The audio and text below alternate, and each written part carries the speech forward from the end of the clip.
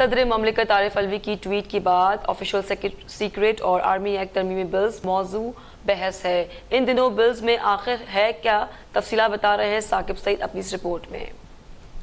Army اور official secret act ترمیمی bills اب قانون بن گئے ہیں، تاہم صدر مملکت کی جانب سے دستخط نہ کرنے سے متعلق ٹویٹ کے بعد پورے ملک میں اس پر بحث جاری ہے۔ یہ دونوں بلز قومی اسمبلی اور سینٹ سے الگ الگ منظور ہوئے۔ آفیشل سیکریٹ ایکٹ ترمیمی بل کے تحت زمانہ جنگ کے ساتھ زمانہ امن کو بھی شامل کر لیا گیا ہے۔ قانون کے مطابق دشمن وہ شخص ہوگا جو ملکی مفاد کے خلاف براہ راست یا بالواسطہ کسی غیر ملکی قوت، ایجنٹ، ادارے، تنظیم یا گروہ کے ساتھ کام کرے۔ ممنوعہ علاقوں میں دفاع پاکستان سے متعلق دفاتر، کیمپ، آفیسز اور امارات شامل ہیں۔ War games, training and research centers اور ان کیمرہ بریفنگ کے لیے فوجی علاقے بھی ممنوعہ تصور ہوں گے۔ ممنوعہ علاقے کا خاکہ، پلان یا ماڈل بنانا جرم ہوگا۔ آفیشل خفیہ کوڈ، پاس ورڈ، جدید الیکٹرانک ڈیوائس اور دستاویز کسی دشمن کو دینا جرم ہوگا۔ اگر کسی کے پاس دشمن کا نام یا پتہ معلومات ہوں گی، اسے دشمن سے رابطہ سمجھا جائے گا۔ خفیہ ادارے کے اہلکار، مخبر یا ذرائع کی شناخت ظاہر کرنا جرم ہوگا، جس پر 3 سال قید اور 10 لاکھ روپے جرمانہ ہوگا۔ ڈی جی ایف آئی اے کی طرف سے مجاز بنایا گیا افسر جو ایس پی کے عہدے سے کم نہ ہو، کسی بھی شخص اور جگہ کی تلاشی لے سکے گا۔ کوئی بھی فوجی اہلکار ریٹائرمنٹ، استعفے یا برطرفی کے 2 سال بعد تک سیاسی سرگرمی میں حصہ نہیں لے گا، جبکہ حساس ڈیوٹی پر تعینات فوجی اہلکار یا افسر ملازمت ختم ہونے کے 5 سال تک سیاسی سرگرمی میں حصہ نہیں لے گا۔ حاضر سروس یا ریٹائرڈ فوجی اہلکار ڈیجیٹل، الیکٹرانک یا سوشل میڈیا پر کوئی ایسی بات نہیں کرے گا جس کا مقصد فوج کو اسکینڈلائز یا اس کی تصحیح کرنا ہو۔ خلاف ورزی پر کارروائی آرمی ایکٹ اور سزا الیکٹرانک کرائم ایکٹ کے تحت ہوگی۔ سرکاری حیثیت میں ملکی سلامتی کی معلومات کے غیر مجاز انکشاف سے آفیشل اور آرمی ایکٹس کے تحت نمٹا جائے گا، جس کی 5 سال تک سزا ہوگی۔ ایک اور اہم نقطہ ان ایکٹس کے تحت یہ بھی ہے کہ پاک فوج وفاقی یا صوبائی حکومت کی منظوری سے قومی ترقی اور قومی یا اسٹریٹجک مفادات کی سرگرمیاں بلا واسطہ یا بالواسطہ شروع کر سکتی ہے۔ پروڈکشن ٹیم کے ساتھ ثاقب سعید، اسلام آباد۔ اب تک